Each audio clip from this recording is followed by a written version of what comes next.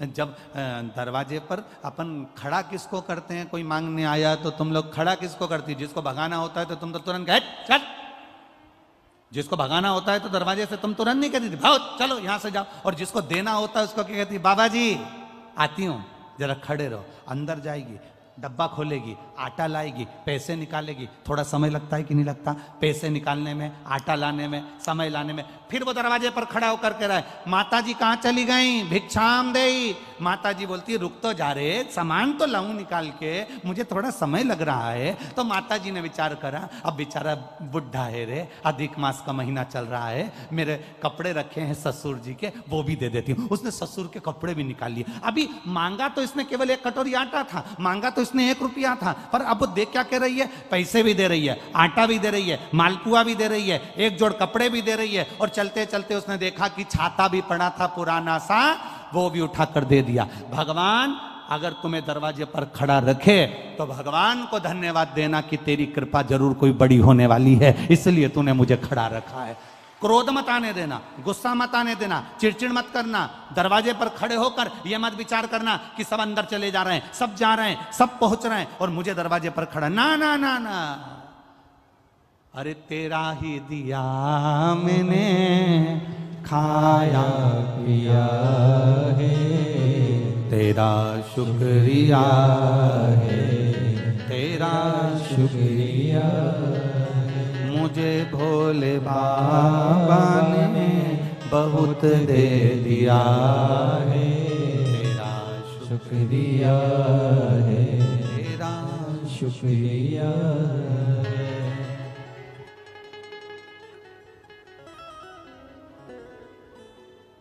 कभी कभी परीक्षा लेता है शिव, बहुत परीक्षा लेता।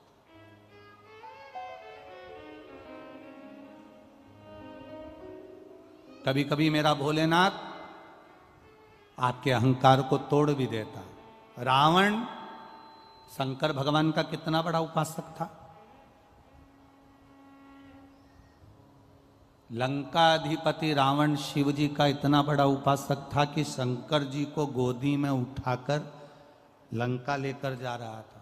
जरा विचार करिएगा।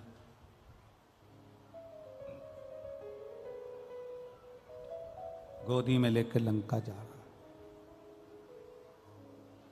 कितना अभिमान तोड़ा है मेरे भोले बाबा ने, जरा देखिएगा। राजा दशरथ का जन्म नहीं हुआ था और राजा दशरथ का जन्म नहीं हुआ राजा अज, दशरथ जी के पिता।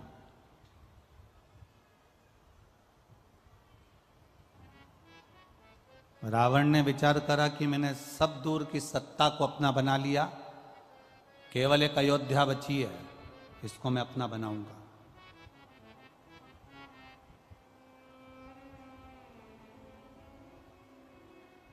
यह अयोध्या का राज्य मेरा होना चाहिए।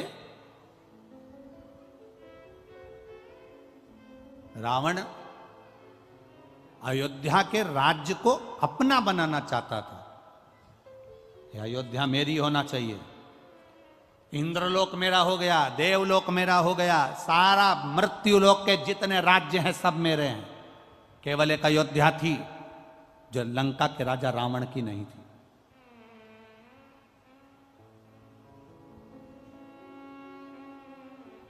ये अयोध्या मेरी होना चाहिए। ये लंका के राजा रावण ने अपने मन में एक संकल्प लेकर अयोध्या को जीतने के लिए और अयोध्या के राजा अज को, दशरथ जी के पिता राजा अज को ललकारने के लिए लंका का राजा रावण पहुंच गया अयोध्या। और अयोध्या में जैसे ही रावण पहुंचा, सब डर के मारे पीछे हट गए कि लंका का राजा रावण आया, जिसका पूरा शासन चल रहा है, देवलोक में जिसका शासन हो गया, इंद्रलोक जिसका हो गया, सारे ग्रह जिसके अनुकूल हो गए, सबका बंधन बनाकर रखा है, वो लंका का राजा रावण अयोध्या में आया। सब भागे। रावण गया और रावण ने जाकर अयोध्या के राजा अज को ललकारने का प्रयास किया। द्वारपालों से पूछा बताओ राजा अज कहाँ है? तो कहा राजा अज शंकर जी के पूजन कर रहे हैं। शिव का पूजन?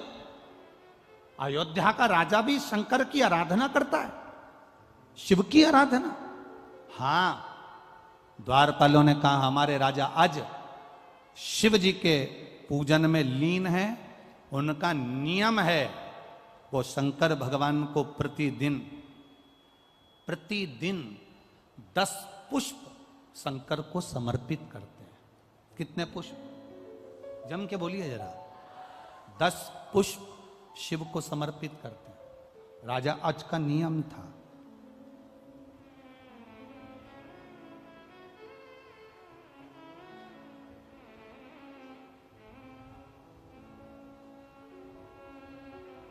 ये जो आप लोग सोचते हैं ना कि भगवान को हम बेलपत्री एक दे रहे हैं, एक चावल का दाना दे रहे हैं, एक दुर्वा दे रहे हैं, एक लोटा पानी दे रहे हैं, 2 लोटे पानी दे रहे हैं। सारी दुनिया के लोग हंसते हैं कि दुनिया के लोग सियोर वाले महाराज के चक्कर में पागल हो गए।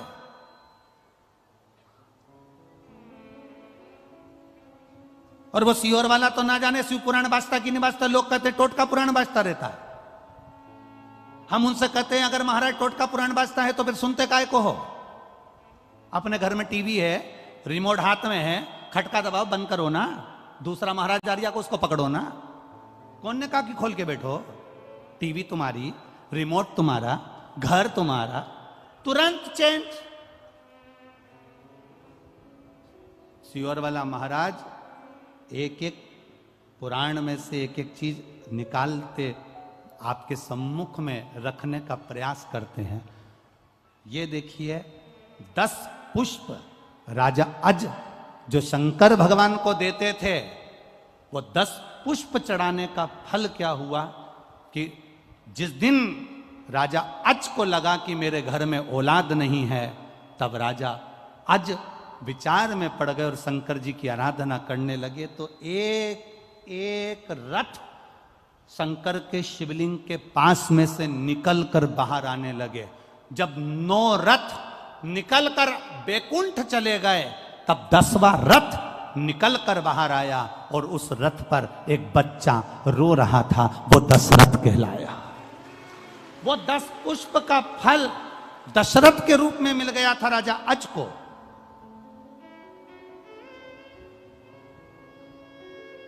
लोग कहते हैं सियोर वाले महाराज जी बताते हैं 1 पुष्प चढ़ाओ, सियोर वाले महाराज कहते हैं 2 लोटा जल चढ़ाओ, सियोर वाले महाराज कहते हैं 5 काली मिर्ची चढ़ाओ, सियोर वाले महाराज कह देते हैं इतना सा गन्ने का रस लेकर तुलसी के क्यारे में डाल दो, इतना सा ये भाग लेकर भगवान का पूजन कर दो, तिल्ली का ये भाग ले लो, तो गेहूं के 11 दाने ले लो कि 21 दाने ले लो।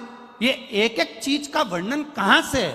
ये हमारे पुराणों में सब लिखा है कि 10 पुष्प चढ़ाने का फल ये हुआ कि 9 रथ निकलने के बाद 10वां रथ निकला और उस पे जो बालक आया उसका नाम दशरथ हुआ, वो राजा अज को प्राप्त हुआ। अब लोग कहते हैं कि अभिषेक का वर्णन भगवान कृष्ण ने एक एक रानी के साथ में 11 दिन तक शंकर भगवान का अभिषेक करा, इसलिए भगवान कृष्ण के घर में एक एक रानी से 11 संतान हुई। 10 बेटे 1 बेटी, 1,77,186 भगवान कृष्ण के बच्चे हुए। ये शिव जी की कृपा से। आप कितने दिन अनुष्ठान कर रहे हो? आप कितने दिन जल चढ़ा रहे हो? आप कितने लोटा जल चढ़ा रहे हो? आप कितना गेहूं का दाना चढ़ा रहे हो? आप कितना चावल का दाना चढ़ा रहे हो? आप कितनी बेलपत्र समर्पित कर रहे हो? कई बार हम शिव पुराण के अंदर बता देते हैं कि बेलपत्री ऐसे चढ़ाना, पत्ती का मुंह ऐसा रखना, डंडी का मुंह कैसे रखना, मूंग का ऐसा दाना चढ़ाना। ये आपको कुछ ना कुछ तो प्रदान करता होगा, कुछ तो देता होगा, उसका फल मिलता जरूर है, मिलेगा। रावण को अहंकार था, लंकाधिपति रावण को अभिमान, अयोध्या का राज्य मेरा होना चाहिए। रावण पहुंच गया अयोध्या का राज्य पाने के लिए, ललकारने के लिए राजा अज को, अयोध्या के राजा अज को ललकारने के लिए गए। आवाज लगाई, द्वारपालों ने कहा वो शिव जी की पूजन कर रहे हैं। शिव की पूजन कर रहे हैं? हाँ। रावण को लगा कि सारे पृथ्वी का राज्य मेरा हो गया, सारे देवताओं का राज्य मेरा हो गया, केवल अयोध्या मेरी नहीं हो पा रही है। इसमें ऐसी राजा आज पूजन कौन सी करता है कि अयोध्या पे मैं विजय प्राप्त नहीं कर पा रहा। कुछ तो तुम्हारी धर्म पत्नी ऐसा व्रत करती है जिसके कारण बाल बांका नहीं हो पा रहा। कुछ तो तुम्हारे अंदर भगवान की ऐसी दृष्टि है कि दुनिया तुम्हारा पांव खींचकर नीचे फेंकना चाहती है और भोलेनाथ ने हाथ पकड़कर तुम्हें ऊपर उठा रखा है। कुछ तो है तुम्हारे साथ में, कुछ तो है। तो कई लोग कह देते हैं इतना बड़ा एक्सीडेंट हुआ बच गए, इतना बड़ा एक्सीडेंट हुआ बच गए। समझो क्यों बच गए? जरूर उसने तुम्हारा हाथ पकड़ कर रखा है। सारी दुनिया पांव पकड़कर पीछे खींच रही है, सारी दुनिया चाहती है कि तुम हारो, सारी दुनिया चाहती है कि तुम नीचे गिरो, सारी दुनिया चाहती है कि तुम आगे ना बढ़ पाओ। पर कोई तो है तुम्हारे साथ में, कोई तो एनर्जी है तुम्हारे साथ में, कोई तो बल है तुम्हारे साथ में जो तुम्हें गिरने नहीं दे रहा। वो बल राजा रावण कहता है भगवान उस अयोध्या के द्वारपालों से मुझे देखना है कि आज अयोध्या का राजा आज कौन सी पूजन कर रहा है।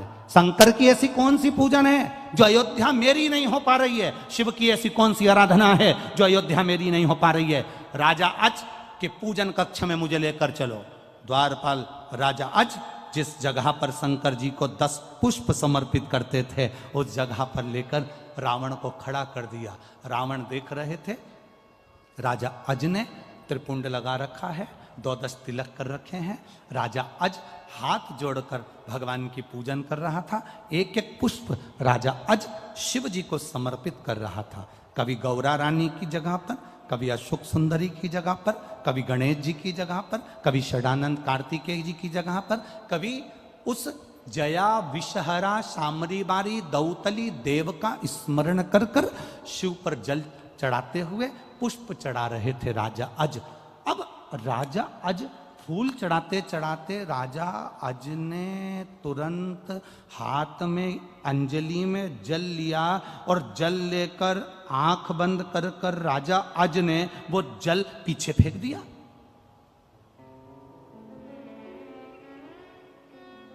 रावण विद्वान था, बहुत बड़ा विद्वान था रावण।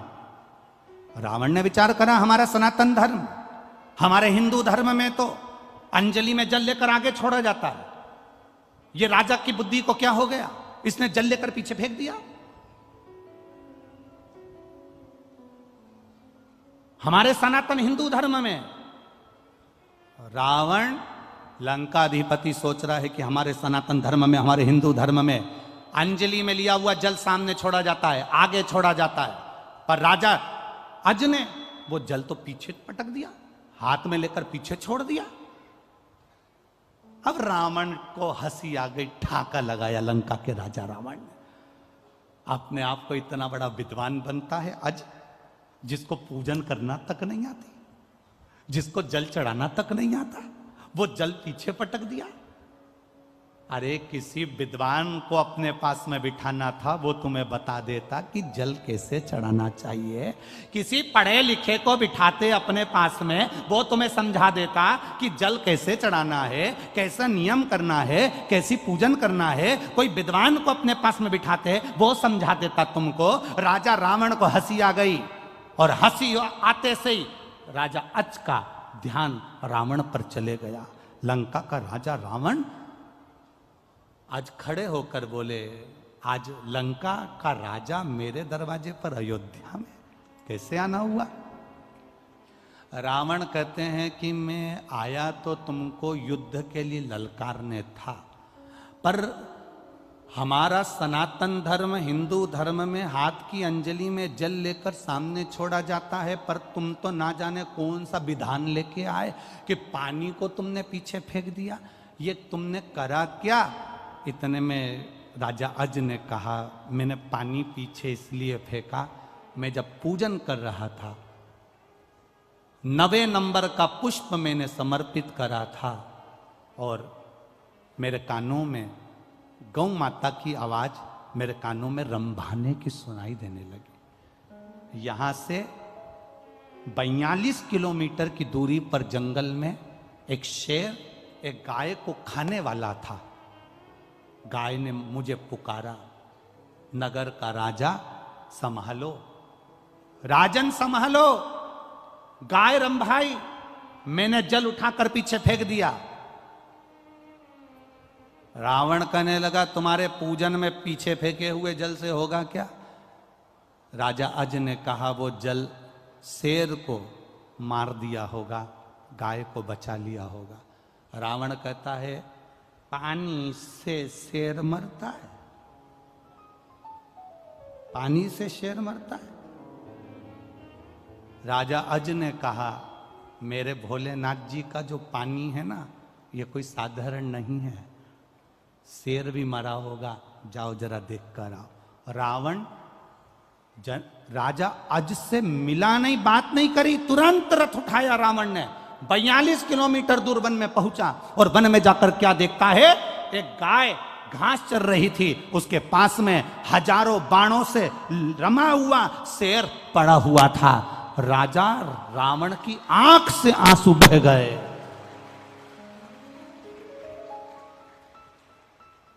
राजा रावण की आंख से आंसू बह गए और रावण तुरंत वापिस राजा अज के पास आया कि ये जल पीछे फेंका और वो बाण बनकर शेर को लग गए, ये जल था कौन सा? तब बाबा राजा अज ने कहा, ये जल साधारण नहीं, शंकर की पूजन में जो जल चढ़ता है वो ना जाने कितने बाणों के बराबर हो जाता है और जीव की रक्षा कर लेता है।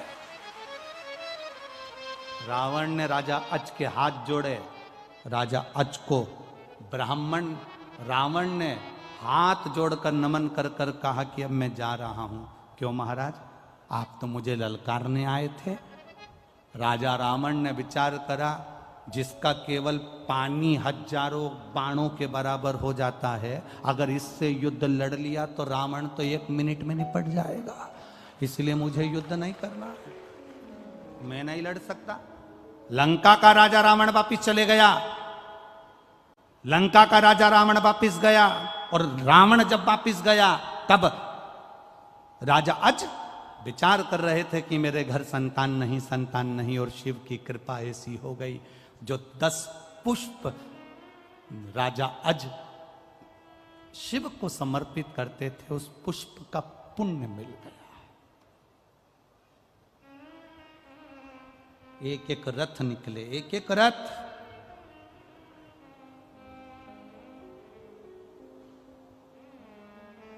नौ रथ पूरे हुए, 10वां रथ आया, इसलिए नाम क्या पड़ा? जम के बोलो जरा, दशरथ। साधारण है क्या दशरथ जी का चरित्र? शिव की भक्ति से मिला। कई लोग कहते हैं हम 2 लोटा पानी चढ़ाएंगे तो ये कब, इसका पुण्य कब मिलेगा? हम 1 लोटा पानी रोज शंकर जी को चढ़ाएंगे, इसका पुण्य कब मिलेगा? इसका पुण्य कब मिलता है? राजा अज भगवान शंकर की आराधना करते करते जिंदगी निकल गई थी राजा अज की, और जल चढ़ाते चढ़ाते जब जीवन निकल गया, उस जल में बल अपने आप महादेव दे देता है। उस जल का बल क्या है? लोग कहते हैं शंकर जी पे चढ़ा हुआ जल पीने से, महाराज कहते हैं, मिश्रा जी कहते हैं, सियोर वाला महाराज कहता है कि कैंसर जैसा रोग ठीक हो जाता है, किडनी लीवर ठीक हो जाते हैं, लोगों की बीमारियां ठीक हो जाती है। आखिर उस जल में है क्या? वो जल तुम्हारे द्वारा जो शंकर जी को चढ़ाया गया है, तुम रोज प्रतिदिन शिव की आराधना में विश्वास के साथ जब जल चढ़ाती हो, वो जल तुम्हारा साधारण नहीं होता, उसमें शंकर का बल आ जाता है और वो बल हमारे रोगों को समाप्त कर देता है, शिव तत्व की प्राप्ति हो जाती है।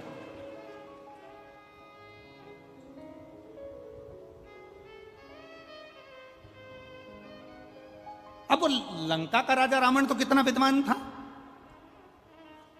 लंका का राजा रावण भी हंसा था राजा अज को देखकर, जब उन्हें पानी पीछे फेंका।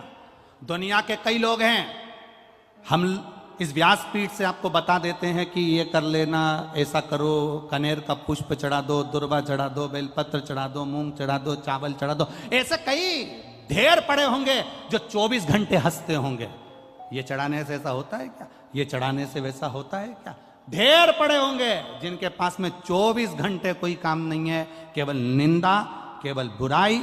फेसबुक चलाओ, यूट्यूब चलाओ, एक बुराई छाट दूसरी लिख दो, दूसरी चाहो तीसरी लिख दो। जब जब आप कोई अनुष्ठान करने बैठोगे, जब जब आप अभिषेक करने बैठोगे, जब जब आप बेलपत्र चढ़ाने बैठोगे, जब जब आप कनेर का पुष्प चढ़ाने के लिए जाओगे, दूसरे तुम्हारे पास में आकर हंसेंगे और तुमको उस जगह से हटाने का प्रयास करेंगे। समझ लेना कि वो इसलिए आया है कि हमारे मन का मनोरथ पूर्ण ना हो, इसलिए वो बीच में अड़चन डालने के लिए आया है। पर अगर तुम्हारा विश्वास पक्का है और तुमने एक दुर्बा, एक बेलपत्र, एक कनेर का पुष्प भी, एक चावल का दाना भी, एक लोटा जल भी अगर विश्वास के साथ शिव जी को समर्पित करा है, तो फिर शंकर तुम्हें खाली नहीं छोड़ता, झोली भर कर ही छोड़ता है। ये निश्चितता है उस।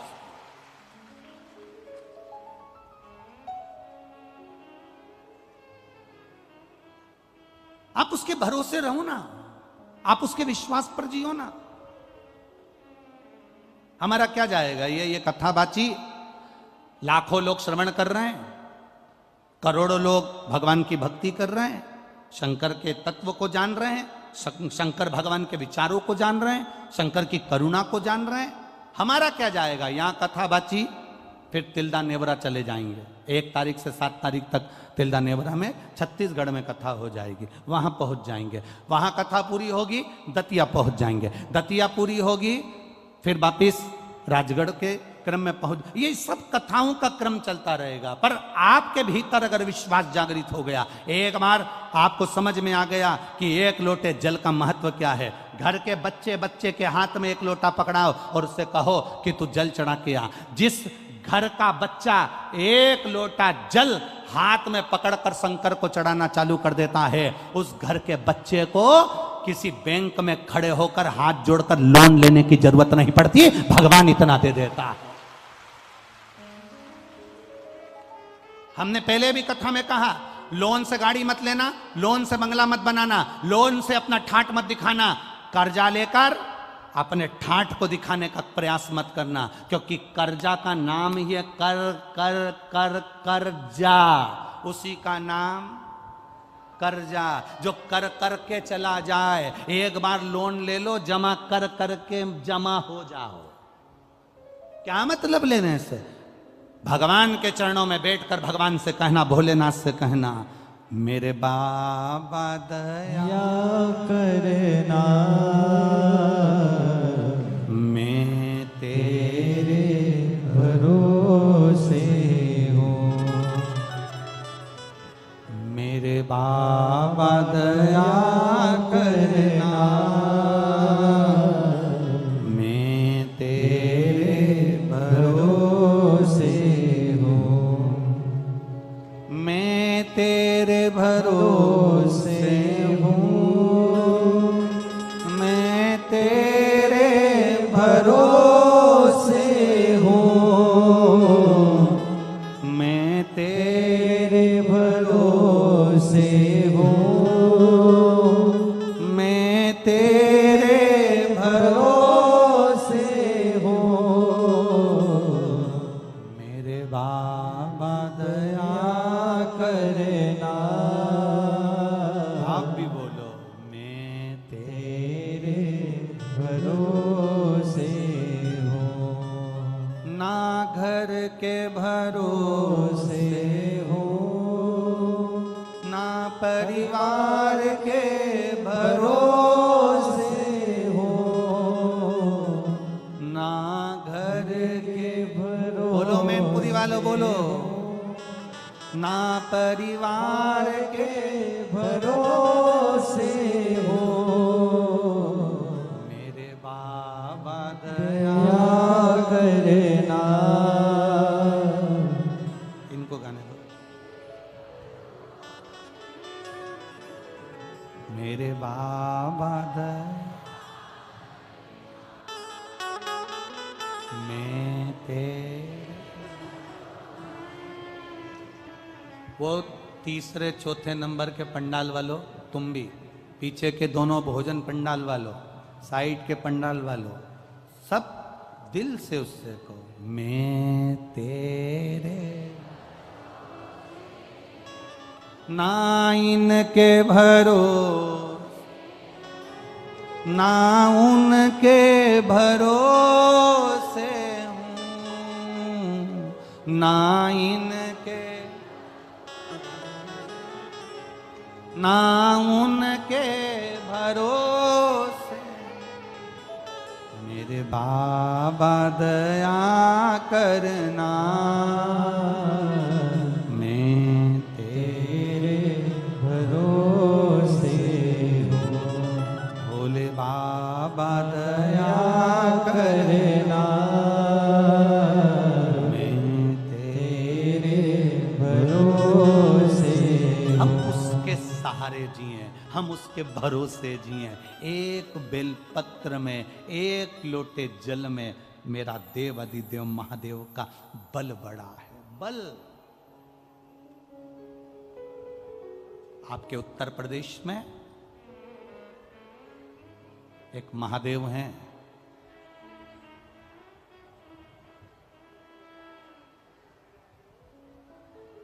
आपके उत्तर प्रदेश में एक महादेव हैं,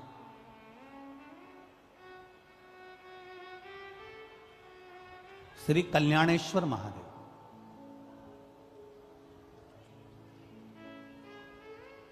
आपके उत्तर प्रदेश में कभी मौका लगे तो एक बार दर्शन करना। शायद जालौन जिला में पड़ना चाहिए, शायद दिल्ली से 80 किलोमीटर दूरी पर पड़ते हैं वो।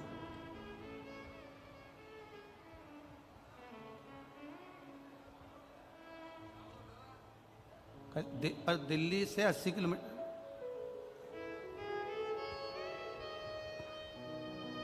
एक पढ़ना चाहिए, कल्याणेश्वर, जहां पर राजा नल और दमयंती जब वापिस सत्ता मिल गई, वैभव मिल गया, एक बार घूमते घूमते जंगल में चले गए और जंगल में गए तो इनका नियम था शिव जी को जल चढ़ाने का। ये लोटा भर के जल लाए और शंकर भगवान पे चढ़ाया तो वो जल इनको दिखा नहीं, इनको गुस्सा आ गया, आचमन करना था, जल कहां चले गया। क्रोध में आकर कह दिया, ऐसा क्या शिवलिंग जिस पे जल चढ़ा और जल ना दिखे, मेरा पानी क्या कम था। हजारों घड़े गंगा का जल लाया जाए और शंकर भगवान पर चढ़ाया जाए। अब शिव जी ने परीक्षा लेना प्रारंभ कर दी राजा नल और दमयंती की। ऐसी परीक्षा ली, हजारों घड़े जल शंकर के शिवलिंग पर चढ़ाए गए, पर एक बूंद जल शंकर के शिवलिंग पर नहीं दिखा। आज भी वो कल्याणेश्वर महादेव पर तुम हजारों क्या टैंकरों से जल चढ़ा दो तो भी एक बूंद जल कल्याणेश्वर के ऊपर नजर नहीं आता। आज भी वो शिवलिंग उत्तर प्रदेश में विराजमान है। जरा नेट पे सर्च करिए होगा, हापुड़, हाँ हापुड़ जिला में चलते सही। हाँ ठीक ठीक, बिल्कुल ठीक पकड़े हैं, बिल्कुल सही। अच्छा लगा आप लोगों से मिल के हो, कम से कम आदि कथा तो आप सॉल्व कर दिए हैं हमारी हो। यही शिव कृपा। कभी मौका मिले तो अवश्य जाइएगा। हजारों लीटर जल उन पे चढ़ा के देख लेना, कुंटलों से जल चढ़ा कर देख लेना, जितना दूध बन जाए उतना चढ़ा के देख लेना, जितना दही बन जाए उतना चढ़ा के देख लेना, जितना शहद बन जाए उतना चढ़ा के देख लेना, जितना घी बन जाए उतना चढ़ा के देख लेना। एक बूंद घी शहद कुछ भी उस शिवलिंग पर नहीं दिखता। सारा की सारा देवादिदेव महादेव का इतना बड़ा शिवलिंग है, उसमें सब समा जाता है, एक बूंद पानी नजर नहीं आता, सब उसके अंदर उतर जाता है। वो कल्याणेश्वर महादेव, कल्याणेश्वर।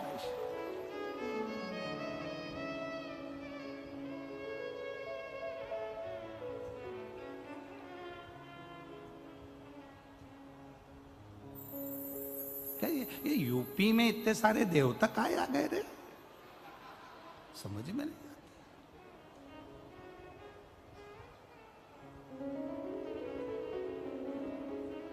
यूपी में अयोध्या, यूपी में है मथुरा, यूपी में है काशी, यूपी में गंगा, यूपी में है यमुना, यूपी में आनंद है। अब आगे नहीं बोलूंगा तो यहाँ जितने राजनेता बैठे होंगे सब अभी मेरे पीछे पड़ जाएंगे, और इसलिए बोलूं नहीं तो अच्छा है। राम जी कथा का आनंद ले सो तो आनंद, सब कुछ यही है। यूपी में काशी, यूपी में अयोध्या, यूपी में गंगा, यूपी में यमुना, और कथा कह रही है कल्याणेश्वर महादेव भी यूपी में ही है।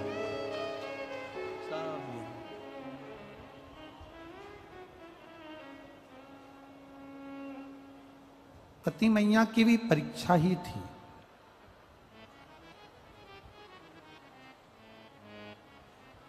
सती माता जो दक्ष प्रजापति की पुत्री हैं, शिव जी की धर्म पत्नी है, वो कुंभज बाबा के यहाँ पर पहुंच गई और वहाँ देखा जाए तो एक धैर्य की परीक्षा होती है।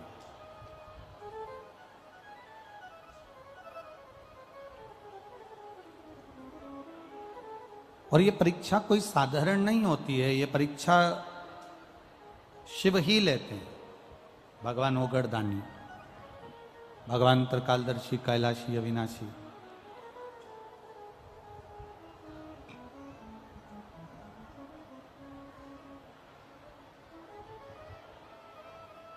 और जब शिवजी ने परीक्षा लेना प्रारंभ करा,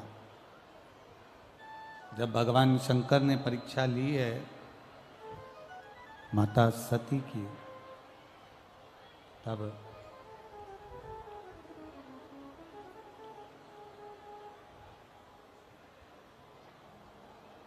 केवल शिव सती की परीक्षा नहीं ले रहे हैं, माता सती भी सीता जी का रूप बनकर नारायण की, भगवान राम की परीक्षा लेती।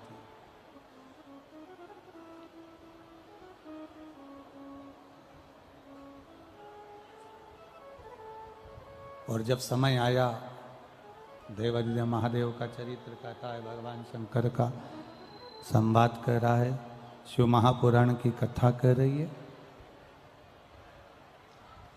शिवजी महाराज ने सती मैया से पूछ लिया था कि ये तुमने जो परीक्षा ली, क्या तुमने परीक्षा ली है? तब उन्होंने मना कर दिया कि मैंने कोई परीक्षा नहीं ली और कोई परीक्षा में ले भी नहीं, कोई परीक्षा मैंने नहीं ली महाराज, मैंने कोई परीक्षा नहीं ली। अंदर का बढ़ाओ, अंदर का।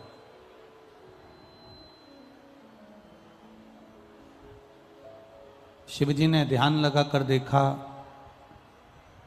भगवान शंकर ने जब ध्यान लगाया और ध्यान लगाने पर यह मालूम पड़ा कि सती सीता का रूप रखकर चली गई। तब शिवजी को थोड़ा सा ठीक नहीं लगा और बाबा देवादिदेव महादेव ने फिर ये विचार कर लिया कि ये श्रेष्ठता नहीं, त्याग दिया, भीतर से, मन से, चित्त से त्याग कर दिया।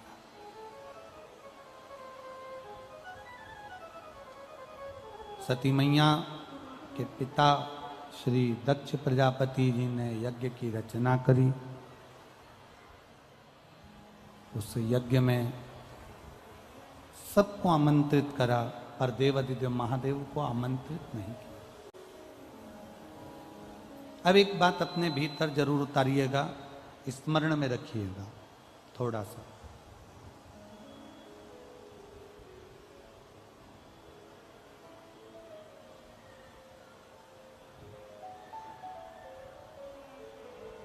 कि कोई कोई स्थान ऐसे होते हैं जहां पर पहुंचकर हमें सुख का अनुभव होता है। शंभु, कुछ कुछ स्थान ऐसे होते हैं जहां पहुंचकर हमें आनंद की अनुभूति होती है, हमें सुख का अनुभव होता है। और कुछ कुछ स्थान ऐसे होते हैं जहां पर पहुंचने के बाद, जहां पर हम पहुंच जाते हैं और पहुंचने के बाद अपने भीतर के इस मन को कछोटा जाता, अपने चित्त को, अपने मन को, अपने भीतर के भाव को कछोटा जाता।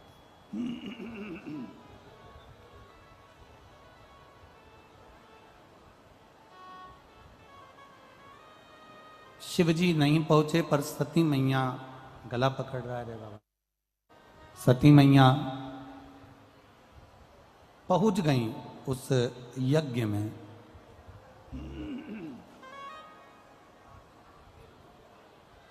सती मैया उस यज्ञ में पहुंच गई।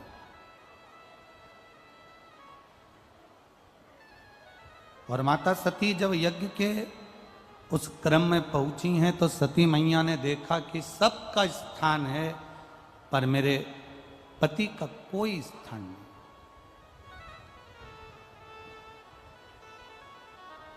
कोई स्थान मेरे पति का नहीं है। जानकर सती मैया को थोड़ा क्रोध आ गया और सती मैया उस क्रोध में जब आई तो सती माता ने अपने शरीर का त्याग यज्ञ कुंड के अंदर कर दिया। यज्ञ कुंड के अंदर सती मैया ने अपने शरीर का त्याग कर दिया। शरीर उनका यज्ञ कुंड के अंदर छूट गया।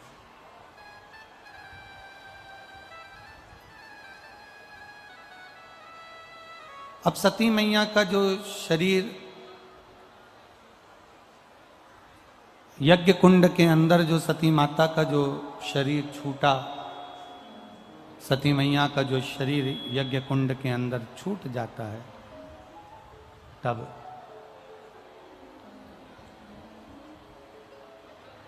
सती मैया अपने शरीर को त्याग तो देती है, देवादिदेव महादेव को क्रोध आ जाता है। और शिवजी को जब क्रोध आया, भगवान देवादिदेव महादेव को जब क्रोध आया, भगवान शंकर को जब क्रोध आया, शंभु शरणे पड़े मांगू घड़ी घड़ी दुख काटो, दया करीन दर्शन आपो, शंभु शरणे मांगो घड़ी घड़ी दुख काटो, दया करीन दर्शन आपो। सती माता अपने शरीर को त्याग दी हैं। सती मैया अपने शरीर का त्याग कर दी हैं। शंकर भगवान को क्रोध आया और क्रोध में आकर उन्होंने अपने केश से वीरभद्र को उत्पन्न करा और जिसने पूरी यज्ञशाला को विध्वंस कर दिया। पूरी यज्ञशाला। दक्ष प्रजापति का शीश भी कट गया, दक्ष प्रजापति का सिर भी कट गया, अग्नि में जाकर गिर गया। अब एक विचार जरा अपने भीतर लाइएगा, थोड़ा सोचिएगा कि दक्ष प्रजापति की पुत्री है सती मैया। दक्ष प्रजापति की बेटी है माता सती और दक्ष प्रजापति की पुत्री माता सती हैं। जब दक्ष प्रजापति की बेटी होकर, इतने विद्वान की बेटी होने के बाद में, इतने सत्ताधारी की पुत्री होने के बाद में, इतने वैभवपति की बेटी होने के बाद में, जरा विचार करिए, उन्हीं के घर में, उन्हीं के यज्ञ में बेटी अपने शरीर को छोड़ रही है। उन्हीं के घर में, उन्हीं के घर के यज्ञ में बेटी अपने शरीर का त्याग कर रही है। बेटी अपने शरीर को छोड़ रही है। कारण केवल एक, जो शिव के सम्मुख में झूठ, शिव के सम्मुख में प्रपंच, शंकर भगवान के सम्मुख में झूठ, प्रपंच, छल, बेईमानी से थोड़ा सा भी संग शंकर भगवान का कर लेता है, थोड़ा भी संग शिव का कर लेता है, उसको एक ना एक दिन पछतावा करना ही पड़ता है।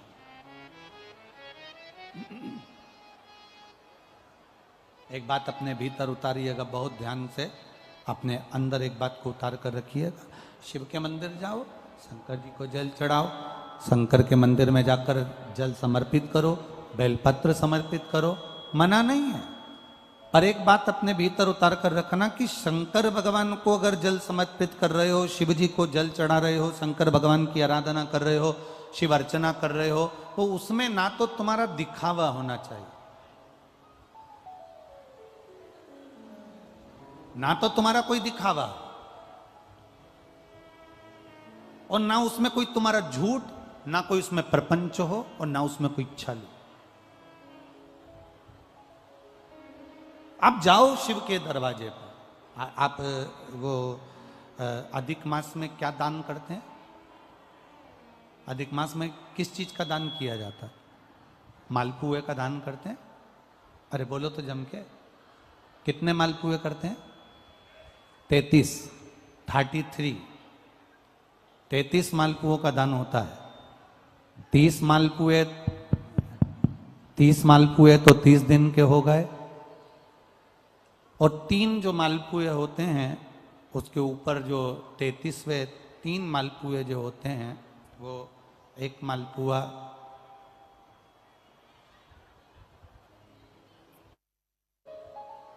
33 मालपुए में से 30 मालपुए 30 दिन के, और 31वां नंबर का जो मालपुआ होता है वो हमने अगर हमारी बेटी के घर का कोई अन्न पाया हो,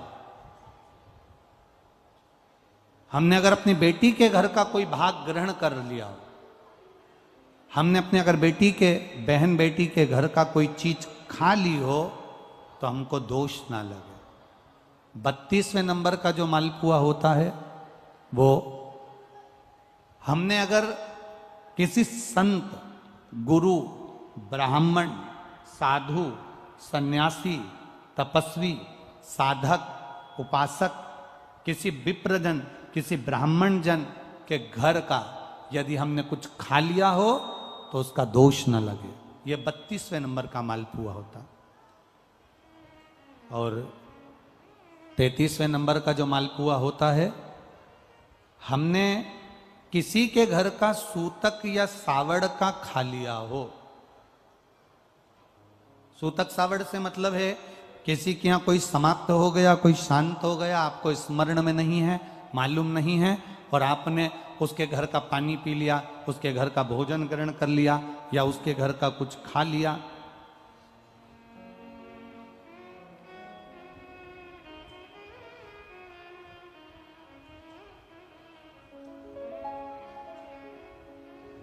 हमने अगर कुछ खाया हो, कोई के यहाँ शांत हो गए, कोई के यहाँ समाप्त हो गए, और उसके घर का यदि हमने कुछ पा लिया, कुछ पानी पी लिया सूतक का, तो उसका दोष न लगे। और यदि सावड़ से मतलब है कि घर में बच्चा हुआ, संतान हुई, बेटा बेटी हो गए, बच्चे हो गए, और उनके यहाँ सावड़ लगी हुई थी, इतने दिन का उनके यहाँ पर सावड़ था, उसके घर का यदि हमने अन्न खा लिया या पानी पी लिया या हमने कुछ ग्रहण कर लिया तो दोष ना लगे। इसलिए हमारे सनातन धर्म में 33 मालपुओं का वर्णन है, 30 दिन के तो वो और 3 वो। अब एक बात और ध्यान में रखना, स्कंद पुराण, विष्णु पुराण जब अधिक मास के व्रत का वर्णन करती है तो उसमें 33 मालपुए का ही विधान क्यों लिखा? इसमें रसगुल्ला नहीं लिखा, जलेबी नहीं लिखी, इमरती नहीं लिखी, या कोई 33 सामग्री नहीं लिखी, तो 33 मालपुआ ही क्यों लिखा गया? उसका कारण केवल इतना है, मालपुआ जब बनता है तो उसमें बारीक बारीक छेद हो जाते हैं। शास्त्र के अनुसार जितने छिद्र मालपुए के अंदर रहते हैं, अधिक मास में 3 वर्ष में एक बार यह मालपुए का 33 मालपुए का जो दान दिया जाता है, इससे जो जीव हमारे पूर्वज, हमारे जो गए हुए जीव हैं, कई भटक रहे होते हैं, कोई किसी योनि में है, कोई किसी जगह भटक रहा होता है, तो वो उस योनि से हमारे केवल अधिक मास में दान कर देने से वो उस योनि से मुक्त हो जाता है। इसलिए इन मालपुओं का वर्णन है, इसलिए इन मालपुओं का वर्णन किया गया है। अब एक बात अपने भीतर उतारिएगा जरा कि अपने जीवन काल में हम करें, दान करने की मना नहीं, भजन करने की मना नहीं, संकीर्तन करने की मना नहीं, भगवत भजन करने की मना नहीं, पर दिखावे से परे होकर,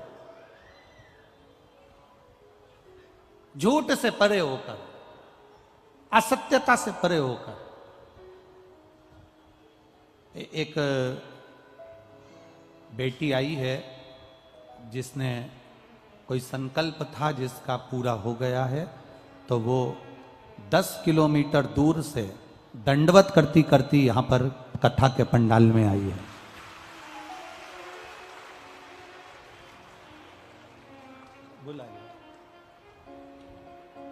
इसका एक संकल्प था जो देवाधिदेव महादेव ने पूरा कर दिया। तो विनती करी थी कि 11 किलोमीटर की दंडवत करते हुए कथा के पंडाल में पहुंचेगी। एक बार जोरदार ताली बजाएं इस बच्ची को।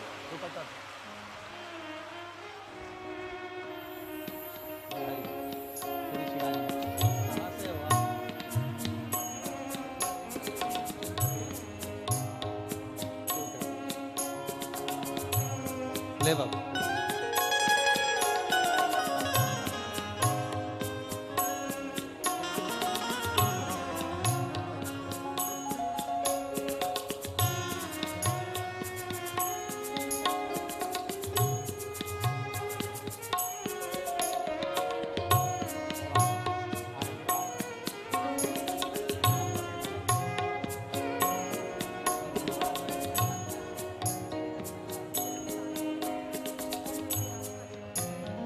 एक बार जोरदार ताली बजाएं।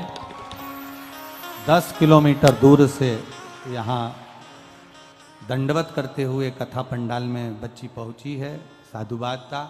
बाबा देवाधिदेव महादेव आपके कार्य का आनंद पावे, सफल करें। फिर भावों से खाली न जाता कोई दर से तुम्हारे, खाली न जाता कोई दर से तुम्हारे, मैं भी खड़ा हूँ नंदी बाहे पसारे, अपने हृदय से लगा लो गिरा जा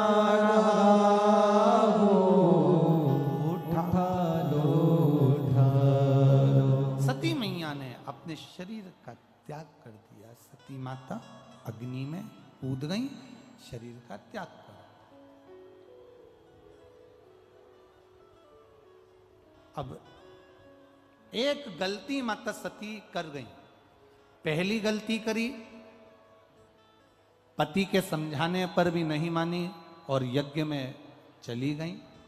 दूसरी गलती यह करी कि यज्ञ की कुंडी में, यज्ञ की शाला में, उस कुंड के अंदर माता सती जलकर भस्म हो। बहुत बड़ी गलती है, बहुत बड़ी। एक बात अपने भीतर उतारिएगा, अपने जीवन में उतारिएगा कि आपके नगर में, आपके क्षेत्र में, आपके गांव में, आपके क्षेत्र के अंदर, नगर के अंदर अगर कोई अच्छा धार्मिक आयोजन हो रहा हो, कोई अच्छा कार्य चल रहा हो, तो प्रयास करा करो कि उसमें बढ़ चढ़कर हिस्सा लिया जाए।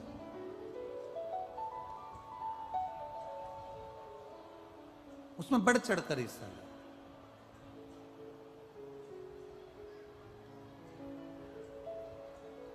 प्रयास रहे।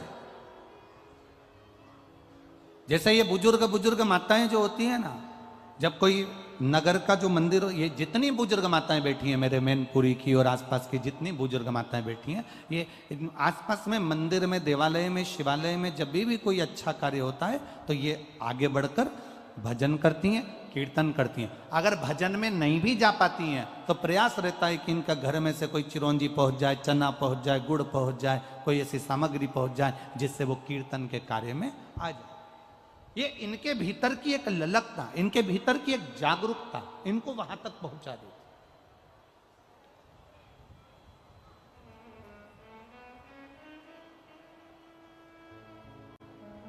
एक इनके भीतर की एक उत्साह, एक इनके भीतर का एक उमंग इनको वहां तक पहुंचाता है। शिव कथा कर रहे, शिव महापुराण की कथा वर्णन कर रही, भगवान शंकर का पावन चरित्र कह रहा। बन सके अच्छा करो। सती मैया ने दो गलती करी, एक तो अपने पति का कहना नहीं माना, दूसरी गलती माता सती ने यह कर दी कि सती मैया दूसरी गलती यह कर गई कि यज्ञ की कुंडी में कूद कर माता सती ने अपने प्राणों को त्याग दिया। अब आप अगर गए हो, कोई अगर कार्यक्रम में गए हो किसी के यहाँ, तुम्हारे देवर के यहाँ सत्यनारायण जी की कथा है, तुम्हारे जेठ के यहाँ मकान का मुहूर्त है, तुम्हारी जेठानी के यहाँ पर कोई यज्ञ है, कोई अनुष्ठान है, तुम्हारे परिवार में कोई अच्छा कार्यक्रम हो रहा है, तुमसे बन सके तो उसमें सहयोग करो, ना बने तो उसमें अड़चन उत्पन्न ना करो। ये प्रयास रहे तुम्हारा कि उसमें अड़चन ना हो।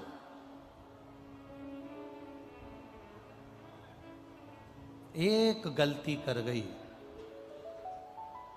पितरों की बेटियां, मेना, धन्या, कला, ये पितरों की 3 बेटी थी, 3 बेटियां। और पितरों की ये 3 बेटियां जब सनकादि ऋषि तप में लीन, सनकादि ऋषि जब तप में लीन हो गए और भगवत भजन में सनकादि ऋषि जब डूब गए, सनकादि ऋषि जब भजन में डूब गए, सनकादि ऋषि जब तप साधना में डूब गए, तब उस समय पर पितरों की 3 बेटियां वहां से निकली, 3 बेटियां निकली। और संतों की 3 बेटियां एक एक कर कर जब निकलना चालू करा, उन्होंने मेना निकल कर गई, धन्या निकल कर गई, कला निकल कर गई। इनके जो कपड़े थे, इनका जो वस्त्र था, इनका जो आभूषण था, इनका जो लहंगा था, वो लहंगा, वो वस्त्र सनत कुमारों की जंघा पर पड़ गए। इनके शरीर का जो वस्त्र था वो सनत कुमारों की जंघा पर पड़ गए, शरीर पर पड़ गए। आप लोगों के स्मरण में होगा, हमने पहले एक बार कथा में कहा, जितने लोग नियम से कथा सुनते हैं ना, उनको मालूम होगा।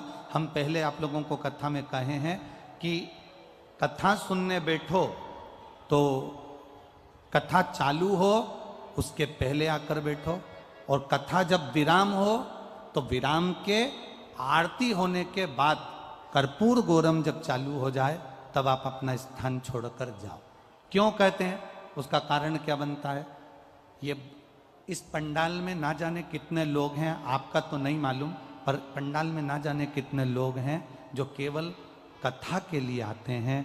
3 घंटे बाबा के लिए धूप में तपते हुए हजारों रुपए खर्च कर कर आते हैं। उनकी भक्ति में कोई त्रुटि नहीं होना चाहिए, उनकी भक्ति में कोई ठेस ना पहुंचे। आप निकल कर जाते हो, या तो कथा जिनको बीच में जाना रहता है उनसे निवेदन है कि वो पीछे की ओर बैठे, जिससे इतने श्रोता भाई बहनों को कोई कष्ट ना हो। किसी को अपना वस्त्र, मेना, धन्या, कला का केवल वस्त्र सनत कुमार को लग गया था, केवल वस्त्र। और सनत कुमार कर क्या रहे थे? केवल भगवान की कथा का रसतत्व ग्रहण कर, केवल भक्ति में डूब, केवल श्राप दे दिया। मेना, धन्या, कला, हम तुम्हें तीनों को श्राप देते हैं, पितृलोक छोड़कर मृत्यु लोक में तुम चली जाओगी। तीनों की आंख से आंसू बहने लगे। हमने गलती क्या करी है ये तो बताओ। हमने ना तो आपको अपशब्द कहा, ना हमने आपको ताना दिया, ना हमने आपको गाली दी, ना हमने आपको अड़ा टेढ़ा कहा, ना हमने आपका अपमान करा, फिर आखिर हमने करा क्या ऐसा? सनत कुमारों ने कहा तुमने एक गलती करी है मेना, धन्या, कला। जिस समय पर हम भगवान की अविरल भक्ति में डूबे हुए थे, सत्संग में डूबे हुए थे, भगवान की कथा में डूबे हुए थे, भगवत स्मरण में हम डूबे हुए थे, उस समय पर तुम निकल कर जा रही थी और तुम्हारे शरीर का कपड़ा हमको लग रहा था। इस कारणवश तुम तीनों को श्राप दिया जाता है कि तुम मृत्यु लोक में जाकर निवास करोगी। दुनिया का सबसे सुंदर लोक है पितृलोक, पर पितृलोक से नीचे मैना धन्या कला आ गई और उनकी आंख में जल भर गए। हमारा कल्याण कैसे होगा?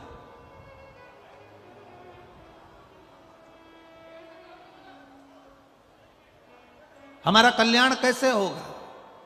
कैसे? तब कहा, उसी समय पर वर्णन किया है महाराज, कथा करे उसी समय पर वर्णन किया। तुम तीनों की गोद में 3 देवियां आकर विराजमान होंगी। वो 3 देवियां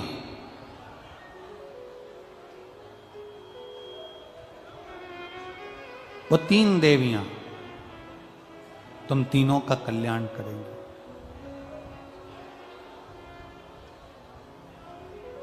शिव कथा कह रही है, भगवान शंकर का संवाद कर रहा है, शिव महापुराण का चरित्र कर रहा है, शिव महापुराण की कथा कह रही। मैना धन्या कला मृत्युलोक में आ गई। तीनों ने अर्चना करना प्रारंभ करी। अब आराधना करें तो किसकी करें? मैना ने भी आराधना करी शिव जी की, धन्या ने भी आराधना करी शिव जी की, कला ने भी आराधना करी देवाधिदेव महादेव की। तीनों ने आराधना करी। समय आया, मैना की गोद में माता पार्वती जी प्रकट हो गईं और ऐसी प्रगति जिन्होंने भगवान शिव के साथ में मंगल विवाह का आनंद पाया। ऐसी प्रगति अपने तप साधना के बल को बढ़ाया। और जब तप साधना का बल बढ़ता, एक पत्र आया है, देखिए पत्रों में,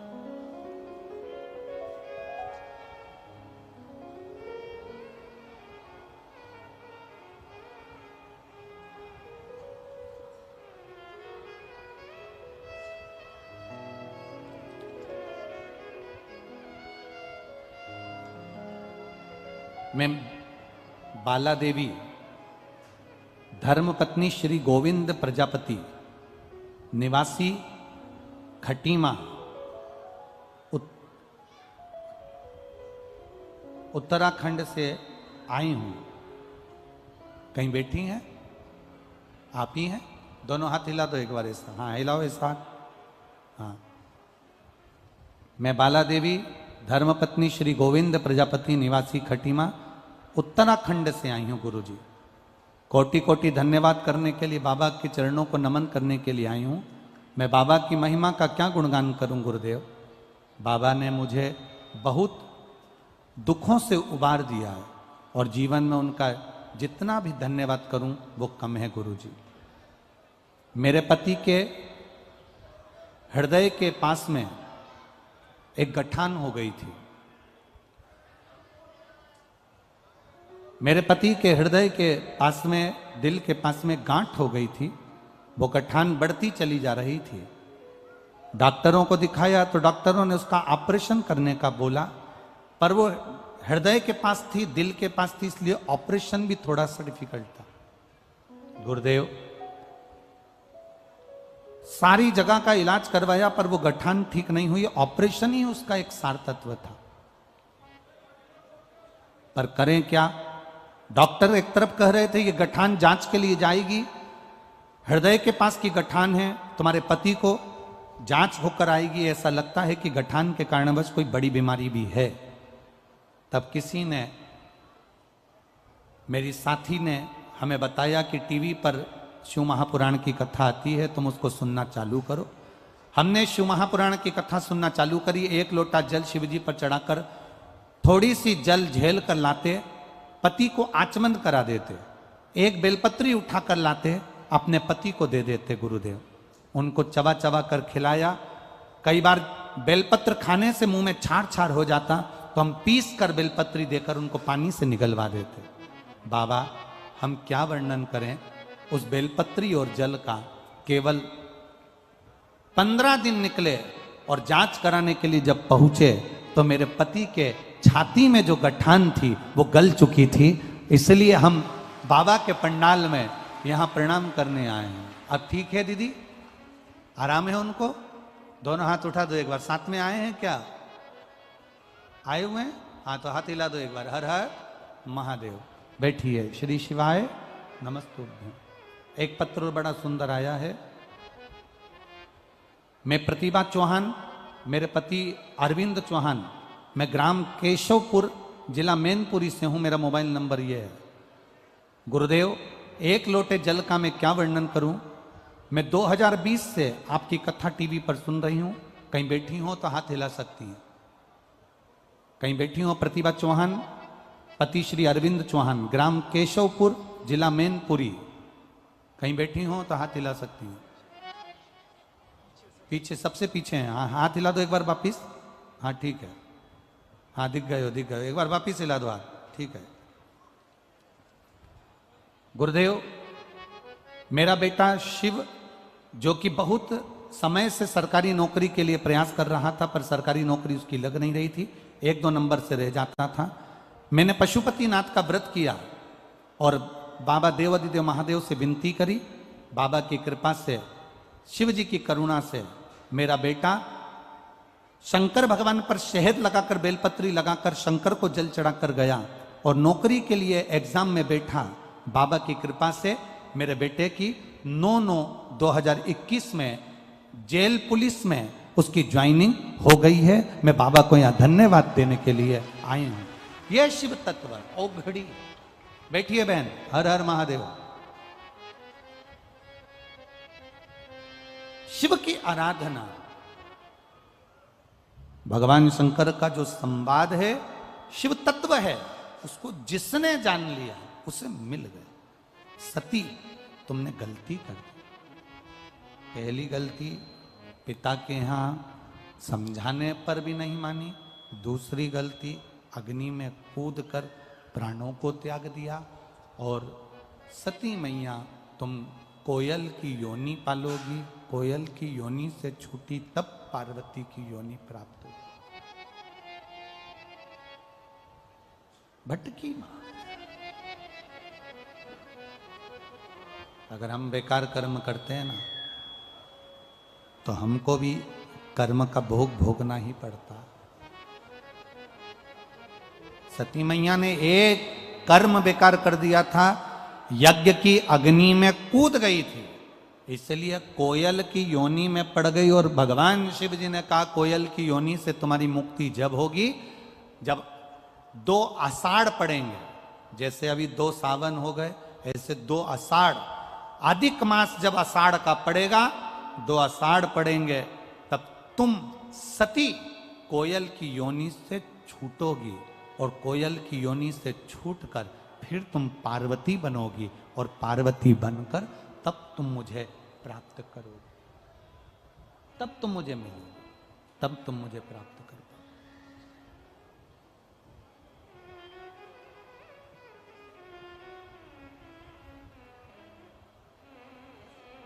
एक आप लोगों ने कभी स्मरण किया है कि सभी देवताओं को लड्डू, पेड़ा, गुलाब जामुन, इमरती, भजिया, पकोड़ा सबका भोग लगता है। कभी कभी आपने स्मरण किया कि भगवान नारायण को, श्री हनुमंत लाल जी को, शनि महाराज जी को, बृहस्पति महाराज जी को, देवी जी को, कभी आपके स्मरण में आया कि इनको चने और गुड़ का भी भोग लगता है? बोलो सही है कि गलत है? अरे बोलो तो जम के। चने और गुड़ का भी भोग लगता है। और कभी अगर आपके स्मरण में आता हो, जब शादी होती है, घर में कोई विशेष फंक्शन होता है, विशेष कोई आयोजन होता है, जब माताएं सुहागिल करती है, आप क्या बोलते हैं, हमको इसका स्मरण नहीं है मैनपुरी साइड में, पर हमारे उधर तो कहते हैं सुहागल माताएं बैठती हैं आपस में ऐसे चारों तरफ, और फिर वो मांग में सिंदूर भरती है, एक पाटे पर उसकी पूजन करती हैं, फिर उनकी गोदी में पेड़ा दिया जाता है, चना दिया जाता है, गुड़ दिया जाता है।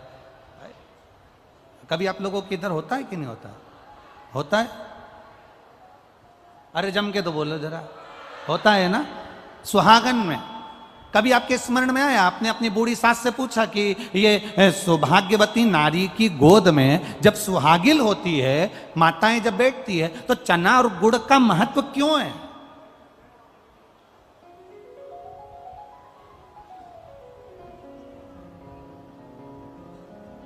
क्यों श्री हनुमंत लाल जी को चना और गुड़ लगता है? क्यों श्री शनि महाराज जी को चना और गुड़ लगता है? क्यों भगवान नारायण को चना गुड़ लगता है? क्यों देवता को चना और गुड़ का विशेष महत्व होता है? क्यों देवी को चना गुड़ का महत्व होता है?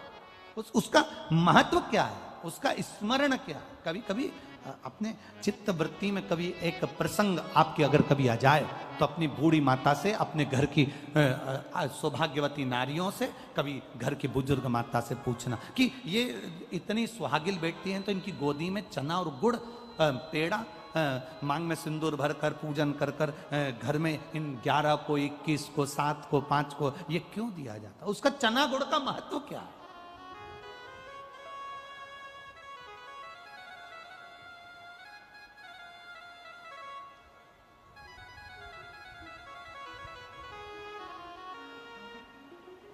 केवल एक सुहागिनी ऐसी होती है जिसमें बिठाकर चारों तरफ उनकी मांग का सिंदूर देकर, उनके मांग में सिंदूर का भाव देकर, और गोदी में चना और गुड़ डाल दिया जाता, पेड़ा डाल देते कि हम भजन करेंगे, भजन करेंगे, भजन करेंगे, पर यहां आने के बाद हम फिर वापिस वही भोजन में लग गए और भजन हमारा गायब हो गया।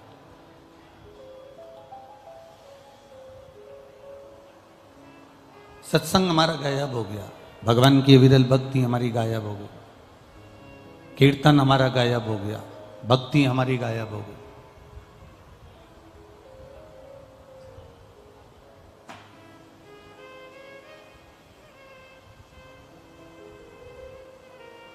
कल किसी ने एक प्रश्न लिखकर भेजा था सीहोर ऑफिस में व्हाट्सएप पर कि गुरुजी से पूछना कि भगवान का पशुपति जो व्रत होता है, तो वो तो पशुओं के लिए होना चाहिए, फिर ये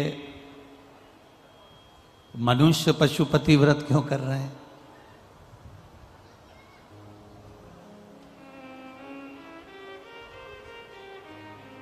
अब प्रश्न उसने करा और लिखकर भेजा कि ये व्रत तो पशुपति नाथ का है। अब उसको समझाए कौन? चींटी में चींटी के गुण होते हैं, चींटे में चींटे के गुण होते हैं, झिंगुर में झिंगुर के गुण होते हैं, जुए में जुए के गुण होते हैं, चूहे में चूहे के गुण होते हैं, सांप में सांप के गुण होते हैं, शेर में शेर के गुण होते हैं, बिच्छू में बिच्छू के गुण होते हैं, हाथी में हाथी के गुण होते हैं, हिरण में हिरण के गुण होते हैं, गाय में गाय के गुण होते हैं, भैंस में भैंस के गुण होते हैं। पर एक मनुष्य ऐसा है, इसमें सबके गुण होते हैं।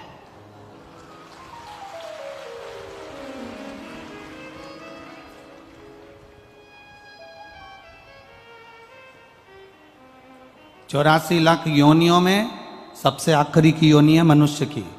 इससे पहले वो जुआ भी बनाए, इससे पहले वो चींटी बनाए, इससे पहले वो झिंगुर बनाए, इससे पहले वो सांप बनाए, इससे पहले वो शेर बनाए, इससे पहले वो गीदड़ बनाए, इससे पहले वो चीता बनाए, इससे पहले वो हाथी बनाए, इससे पहले वो सांप बनाए। ये सारे गुण उस योनि से छूट तो गया और मनुष्य बन गया, पर मनुष्य में आज तक जो 84 लाख योनियां काट के आया है, पूरी 84 लाख योनि के एक एक गुण इसके अंदर आज भी भरे हैं। जितना सांप जहर नहीं उगलता, यह मनुष्य उससे दुगना उगल देता है।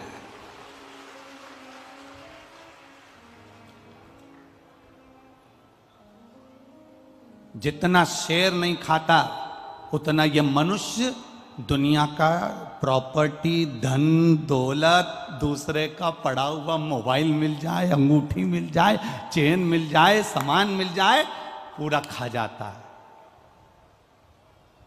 किसकी बात कर रहे हो?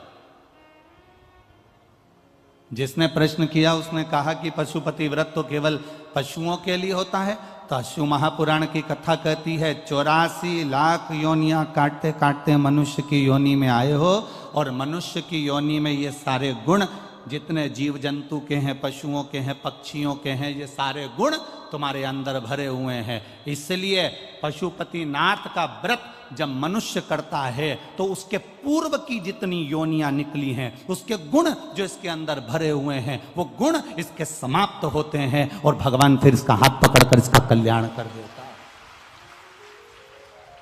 कई लोग कहते हैं ये सियोर वाले महाराज का निकाला हुआ व्रत है, हमने शिव पुराण पढ़ ली, हमने इतनी सारी पुराण पढ़ ली, हमको कहीं से पशुपति व्रत नहीं मिला, ये तो सियोर वाले ने निकाल दिया ना जाने कहां से। ईमानदारी की बात बोलना, इतने सारे पंडाल में लोग बैठे और इतने लोग आस्था चैनल पर सुन रहे हैं, इतने लोग फेसबुक यूट्यूब पर सुन रहे हैं, इतने सारे लोग मोबाइल पर सुन रहे हैं, ऐसा कोई व्यक्ति नहीं होगा जिसने पशुपति व्रत नहीं करा होगा, और ऐसा कोई व्यक्ति नहीं होगा जिसने पशुपति व्रत करा और भोलेनाथ ने सुना नहीं होगा। सबकी सुनी तब लोग कर रहे हैं। ये उसके भीतर की जो पशुता है, उसके भीतर में जो पूर्व में जो कर्म कर कर आया है, 84 लाख योनियां काटते काटते काटते काटते जो मनुष्य की देह में आया है, और पूर्व का जो गुण उसके अंदर भरा हुआ था, ये व्रत करने से वो उसके पुराने गुण अवगुण सारे के सारे समाप्त होते चले गए, और उसने भगवान शंकर की भक्ति कर कर शिव जी ने उसका हाथ पकड़ लिया और उसका कल्याण मेरे भोलेनाथ ने कर दिया। ये शिव की कृपा से हुआ।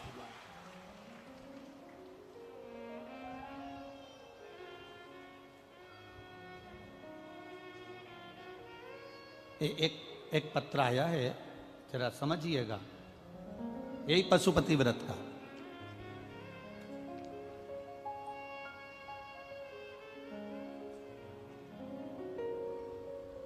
मेरा नाम रेखा पांडे है और मेरे पति का नाम मनोज कुमार पांडे है। ग्राम लुलटपुर, पोस्ट केथोली, जिला मैनपुरी। लुलटपुर है ये, ग्राम लुकटपुर है कि लुलटपुर है, पोस्ट केथोली, जिला मैनपुरी से आई हूं। कहीं बैठी हैं? कहीं बैठी हो तो हाथ हिला सकती हैं। अगर कहीं बैठी हो तो दोनों हाथ ऐसे एक बार हिला दें तो दिख जाएंगे। मेरा नाम रेखा पांडे, मेरे पति का नाम मनोज कुमार पांडे। पत्र आप टीवी पर भी पढ़ सकते हो, एलईडी पर पढ़ सकते हो, मोबाइल पर पढ़ सकते हो। मैनपुरी से आई हूं, लुलटपुरा, पोस्ट केंथोली, जिला मैनपुरी से हूं। मेरे स्तन कैंसर की गठान हो गई थी, जिसका डॉक्टर बोले कि इसका ऑपरेशन करना पड़ेगा। जब चेस्ट का कैंसर हो गया, ऑपरेशन की तारीख दे दी। लखनऊ में मेरा मेडिकल हॉस्पिटल में ऑपरेशन कराया गया। ऑपरेशन होने के बाद भी वो कैंसर समाप्त नहीं हुआ, दोबारा से फिर हो गया। दोबारा से फिर वापिस डॉक्टर ने रेडियोथेरेपी करने का बोल दिया और वापिस वो कैंसर, चेस्ट का, स्तन का कैंसर वापिस आ गया। तब हम दिखाने के लिए यहाँ से दिल्ली के लिए रवाना हुए, तो गाड़ी में फाइल रखी हुई थी। वो फाइल हमारी यमुना एक्सप्रेस वे पर से हम जा रहे थे और थोड़ी देर के लिए कहीं रुके थे और हमारी फाइल कहीं गिर गई। उसमें हमारे 10,000 रुपये भी रखे हुए थे। बैग पूरा की पूरा कहीं चले गया, मिल नहीं पाया, दिल्ली जाना था। अब हम बैग को ढूंढने के लिए जब पहुंच गए, तब हमारे ध्यान में आया कि बैग तो हमारा कहीं छूट गया। अब दिल्ली में पहुंचने के बाद बैग का क्या करते, कहाँ ढूंढते? वापिस आ गए, फाइल नहीं, दिखाएं क्या डॉक्टर को? पुनः वापिस आए, ढूंढते ढूंढते परेशान हो गए, पर नहीं मिला। तब मैंने बाबा भोलेनाथ जी से कहा कि आपका पशुपति व्रत करा है, फाइल भी मिलना चाहिए, पैसे भी मिलना चाहिए, हम दिखाने जा रहे थे, आपने मेरी फाइल क्यों ले ली? बाबा, हम क्या वर्णन करें, गाड़ी के अंदर ही एक शुकलाल नाम का व्यक्ति का फोन आया, जिसका फोन शुक्लाल नाम का व्यक्ति का फोन था जो महाराष्ट्र से था। उस व्यक्ति ने हमको फोन कर कर बोला कि आपका एक बैग मिला है जिसमें आपकी फाइल है, आपके 10,000 रुपये रखे हुए हैं और कुछ रिपोर्टें रखी हुई है। ये फाइल, ये बैग हम आपको दे देते हैं। वो शुक्लाल व्यक्ति से हमारा मिलना हुआ। उसने हमें दूसरे हॉस्पिटल में जांच कराई और जांच कराई तो बाबा की ऐसी कृपा हुई कि मेरा कैंसर समाप्त हो गया। मैं बाबा को प्रणाम करने के लिए। अब वो फाइल किसने ली, वो शुक्लाल कौन था ये नहीं मालूम, पर बाबा ने मेरी फाइल लेकर मेरे कैंसर को समाप्त कर दिया। मैं बाबा को यहाँ निवेदन करने के लिए, प्रणाम करने के लिए आया हूं। ये शिव तत्व, ये उघड़ी, एक भरोसा, एक विश्वास, एक तुम्हारी दृढ़ता, तुम्हारा किया गया सत्संग जो तुम कर रहे हो,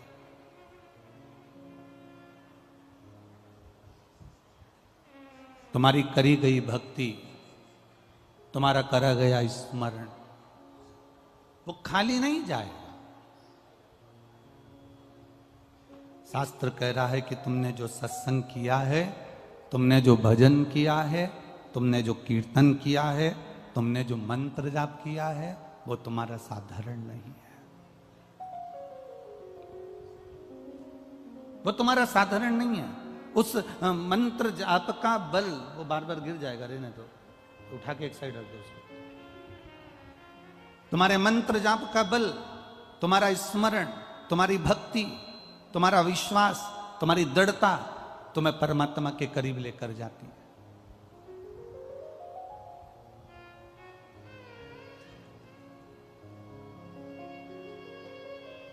इस पंडाल में एक लड़का आया हुआ है, मथुरा के नजदीक का। वो उसने कोई कंपटीशन एग्जाम दिया था और उस कंपटीशन एग्जाम को देने के बाद में वो बच्चा बाबा से विनती कर कर गया था अलवर में कि बाबा बस आप कृपा करना तो मेरी नौकरी लग जाएगी। और वो बच्चा कहीं पर बैठा हुआ हो तो हाथ हिला सकता है। उस अलवर में कथा के पंडाल में प्रार्थना कर कर गया था और कहकर गया था, सियोर वाला महाराज बोलता है 3 महीने में तू सुनता है, पर मेरा रिजल्ट जल्दी आने वाला है, संभाल तू लेना। और बाबा ने उसको नौकरी दी है, बाबा ने सरकारी नौकरी उसको प्रदान करी। ये शिव तत्व है, ये ओघड़ी है, वो त्रिकालदर्शी, कैलाशी, अविनाशी, ये उसी का स्मरण है हमारा।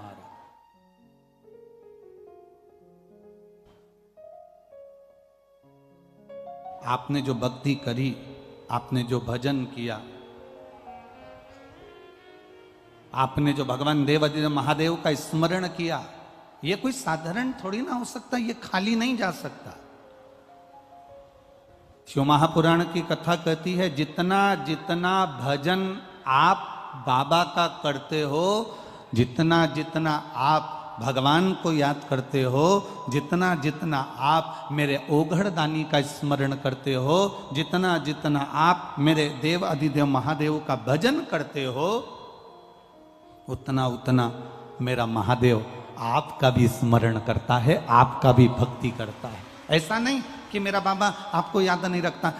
राजा नल ने दमयंती को याद किया तो दमयंती ने राजा नल को याद किया। ये दोनों ने एक दूसरे को कभी नहीं देखा था, पर दोनों का आत्मीय प्रेम इतना बढ़ गया कि दोनों एक दूसरे को प्राप्त हो गए। और भूल के वश करते करते समय निकल गया और समय के अनुसार, उस समय के अनुसार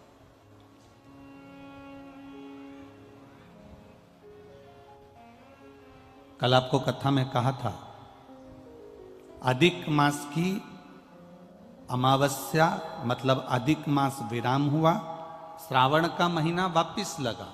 इन दोनों का जो मिलन का बिंदु था, उस दिन एक पुष्प, काय का, जरा जम के बोलिए, कनेर का पुष्प भूलवश, अनायास, अचानक वो पुष्प शिव पर समर्पित हो गया। आप में से कई लोग ऐसे बैठे होंगे, आप लोगों में कई लोग ऐसे भी होंगे कि कभी कभी ऐसा होता है कि अपनी गाड़ी से अपन जा रहे हैं और गाड़ी बीच में खराब हो गई, गाड़ी बीच में पंचर हो गई, या गाड़ी में कोई काम आ गया, या कोई गाड़ी में कोई खराबी हो गई, तुम उसमें से उतर गए। उतरे तो सामने कोई वृक्ष था, कोई पेड़ था, कोई मंदिर था, कोई स्थान था, और वहां पर शंकर जी का शिवलिंग रखा हुआ था। भूलवश अब तुम्हें उस मंदिर में नहीं जाना है, तुम्हें उस पेड़ के नीचे नहीं जाना है, तुम सोच कर नहीं गई थी कि मैं इस पेड़ के नीचे जाऊंगी, यहाँ पर शिवलिंग मिलेगा, यहाँ मैं जल चढ़ाऊंगी, यहाँ शंकर जी का भजन करूंगी, यहाँ स्मरण करूंगी। ये तुम्हारे अंदर ये भाव नहीं था। वो तो तुम्हारी गाड़ी पंचर हो गई, तुम्हारी गाड़ी में खराबी हो गई, तुम्हारी गाड़ी में कोई तकलीफ हो गई, तुमने गाड़ी को खड़ा करा, गाड़ी वाला गाड़ी जोड़ रहा था, गाड़ी वाला गाड़ी सुधार रहा था, तुम इतनी देर में उस पेड़ के नीचे चली गई जिस पेड़ के नीचे शंकर भगवान का शिवलिंग था। तुमने भूलवश उस शिवलिंग के पास बैठे और मुख से श्री शिवाय नमस्तुभ्यम कह दिया, तुमने भूलवश ओम नमः शिवाय कह दिया, तुमने भूलवश नमः शिवाय कह दिया, तुमने भूलवश जय राम जी की, तुमने भूलवश जय श्री कृष्णा, तुम्हारे मुख पर जो आया, ओम नमो भगवते वासुदेवाय आ गया, राम नाम आ गया, कृष्ण नाम आ गया, शिव नाम आ गया, तुम्हारे ऊपर मुख पर श्री शिवाय नमस्तुभ्यम आ गया, तुमने जो मन से आया वो तुमने कह दिया।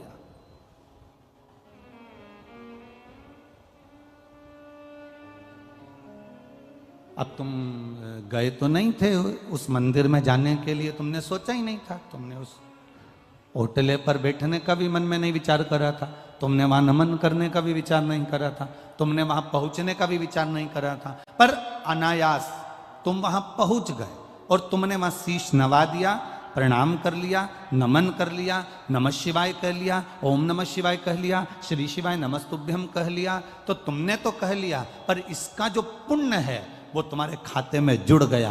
कब काम आएगा? जिस समय तुम्हारी दुख की घड़ी आएगी, तब मेरा भोलेनाथ उस जगह पर तुम्हें खड़ा मिलेगा।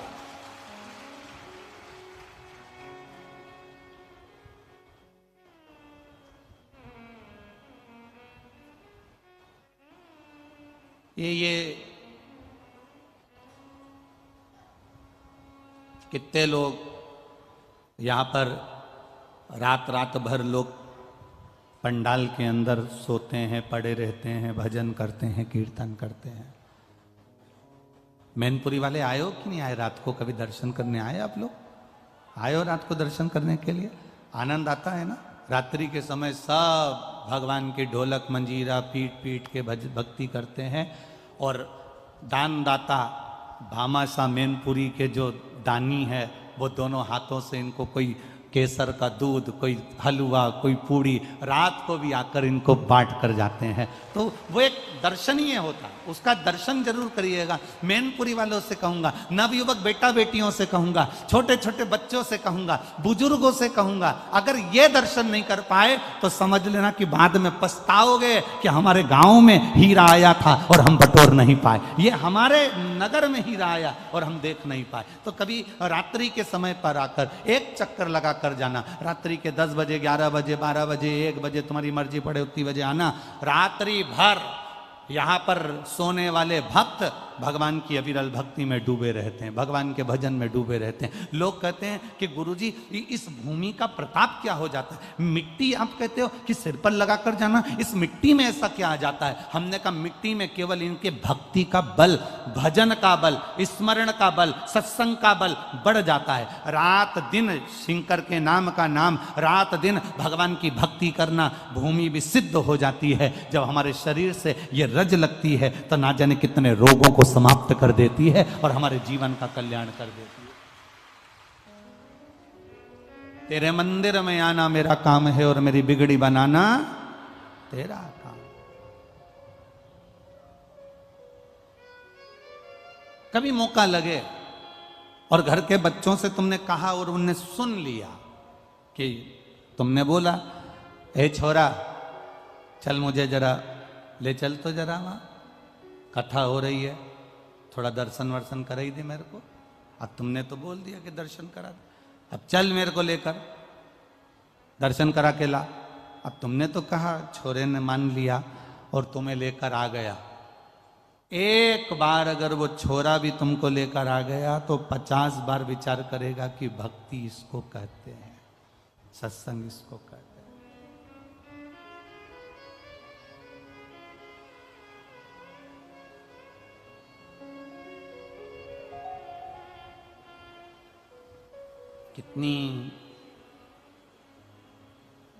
कितनी मेहनत करना पड़ती है लोगों को।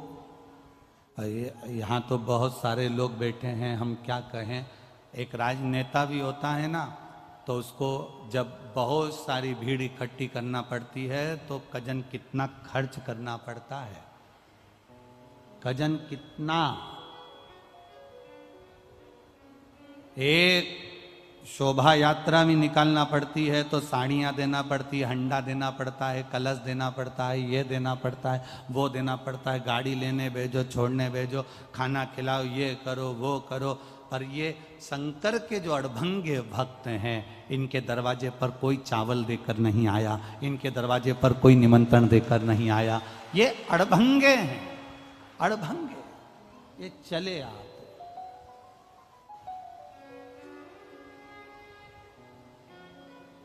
दौड़े चले।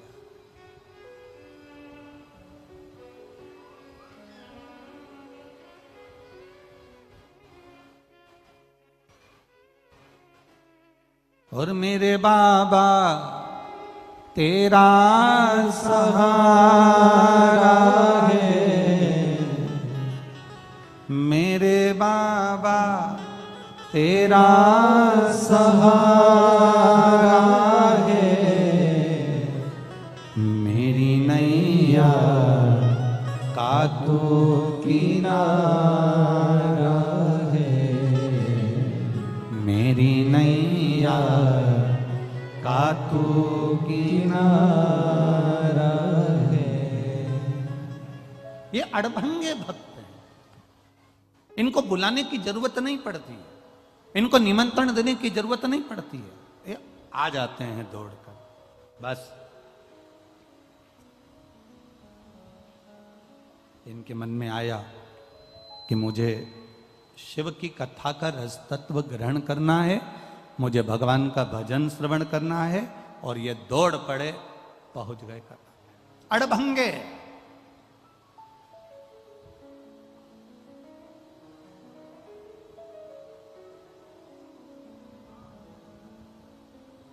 शिव कथा कह रही है, भगवान शंकर का संवाद कह रहा है। राजा नल दमयंती वापिस मिल गए, एक पुष्प कनेर का सावन अधिक मास के संजोग में चढ़ा दिया, हाथ में जो जल 2 पात्र का रखा हुआ था वो जल देवादिदेव महादेव को समर्पित कर दिया। वो जल देवादिदेव महादेव को दे दिया।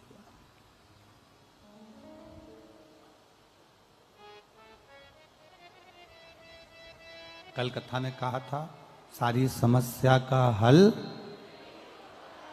पर सावन के महीने में जरा जम के बोलो जरा, 2 लोटा जल, घर से निकलते समय एक के ऊपर एक, और मंदिर में पहुंचने से पहले दोनों हाथों में जैसे लड्डू होता है ऐसा भरा हुआ जल का पात्र। हे बाबा, तेरे ऊपर जब ये समर्पित हो और 2 हाथों से हम आपको जल समर्पित कर रहे हैं, आप हजारों हाथों से हमारा भंडार भर देना। ऐसी कृपा आपकी बनी रहे, ऐसी दया आपकी बनी।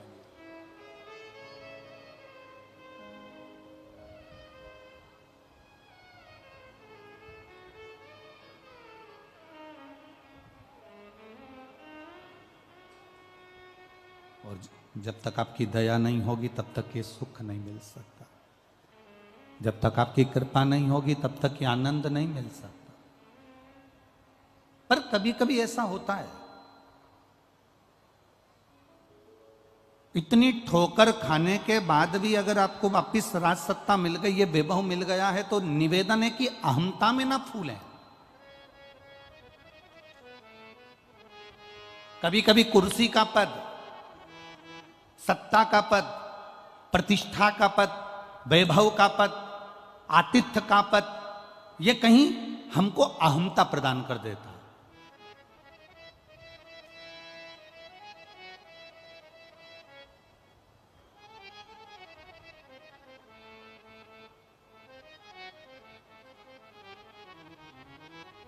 आप बहुत बड़े ऊंचे पद पर हो, बहुत बड़े ऊंचे पद पर, सती मैया कोई कम पद पर थी क्या? शंकर भगवान की धर्म पत्नी थी माता सती। कुंभज बाबा के आश्रम में पहुंची थी, अगस्त ऋषि के आश्रम में पहुंची माता सती, और अगस्त बाबा के आश्रम में, कुंभज ऋषि के आश्रम में माता सती जब पहुंची, तब अगस्त ऋषि ने उनका आदर नहीं करा, कुंभज ऋषि ने उनका सम्मान नहीं करा। इसको बुरा लगा।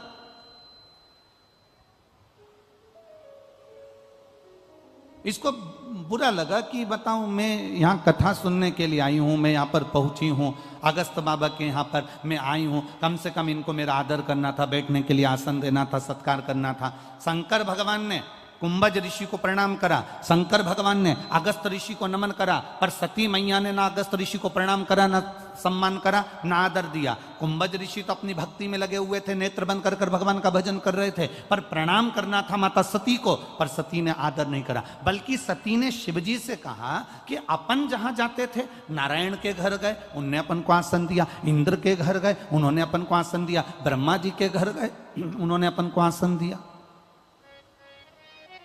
पर अपन कुंभज बाबा के यहां पर आए और यहां अपने को आसन नहीं दिया। यहां अगस्त ऋषि के यहां अपन आए और अपने को आसन नहीं मिल रहा।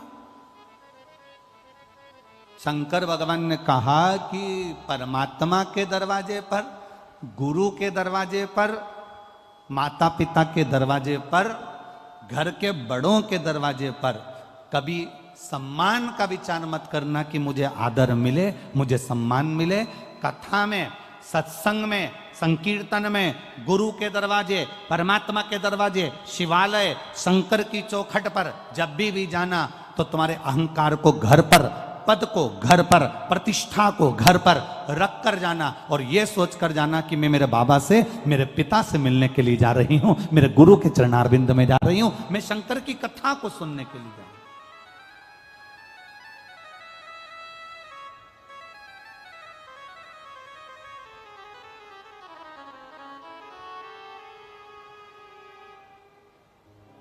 कभी कभी एक अनुभव वाली बात कह देते हैं। कभी आप बहुत ऊंचे ओहदे पर हो ना, और अगर कथा में पहुंच भी रहे हो ना, और अगर मान लो कहीं जगह नहीं मिली हो, तुम किसी को ऊपर नाराज मत होना, बल्कि उनसे कहना भैया मेरे को कुर्सी और सोफा मत दो, मुझे नीचे बिठा दो। कारण उसके सामने बस एक बार में पहुंच जाऊं, बाकी की कुर्सी और सोफा दिलाना तो उसके हाथ में है, वो कौन सी कुर्सी दिला देता।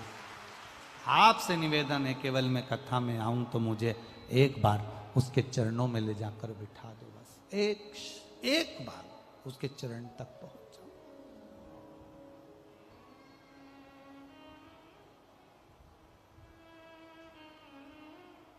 क्या देगा वो, क्या प्रदान करेगा वो, कैसे देगा वो, ये उसके ऊपर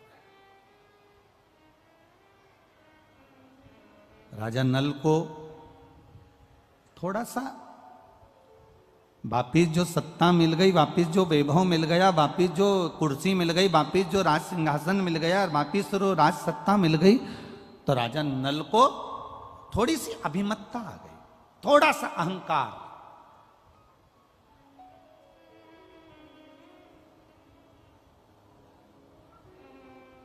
और ये अहंकार टूटता वही है जहां भगवान शंकर का भक्त होता है, या शिव की स्तुति कहीं हो रही हो, ये अभिमान टूटता वही है।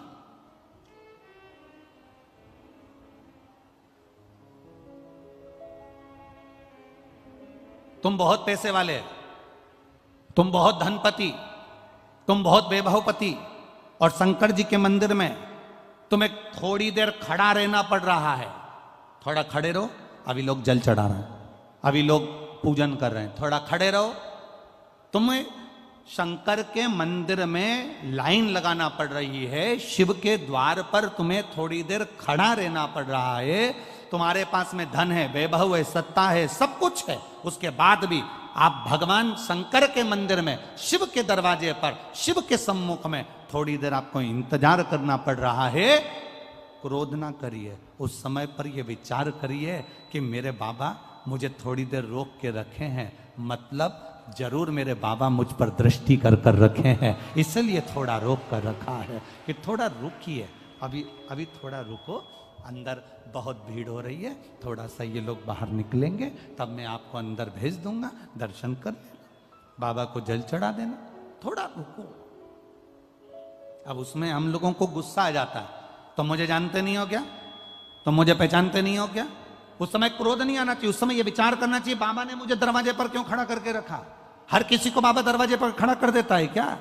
शंकर भगवान हर किसी को दरवाजे पर खड़ा कर देंगे? भगवान नारायण के दरवाजे के द्वारपाल हैं जय और विजय, जय विजय चले जाते हैं तो दूसरे खड़े हो जाते हैं, ब्रह्मा जी के दरवाजे के द्वारपाल चले जाते हैं तो दूसरे खड़े हो जाते हैं, पर शंकर भगवान के दरवाजे का जो द्वारपाल है, भगवान शिव कहते हैं मेरे दरवाजे का द्वारपाल मणिभद्र, वीरभद्र, इनको मैं जब खड़ा करता हूं और अगर ये कहीं चले जाते हैं तो मैं किसी और को खड़ा नहीं करता, शिव जी कहते हैं मैं उसको खड़ा करता हूं जिस पर मुझे कृपा की दृष्टि करना होती है, उसको दरवाजे पर खड़ा करता। मंदिरों में भीड़ हो रही है, अपार भीड़ पड़ रही है, जल चढ़ाने के लिए लाइन लगाना पड़ रही है, पर मंदिर के पंडित जी ने, समिति ने, कमेटी ने, लोगों ने कह दिया थोड़ा दरवाजे पर इंतजार करो, रुको जरा, शांति रखो जरा, खड़े रहो जरा, क्रोध मत करना, ये विश्वास करना, ये भरोसा करना कि मेरे बाबा ने अपनी चौखट पर, अपने दरवाजे पर क्यों खड़ा कर कर रखा है, वो मुझ पर कुछ करुणा करने वाला है, मुझको अपने दरवाजे से कुछ देने वाला है।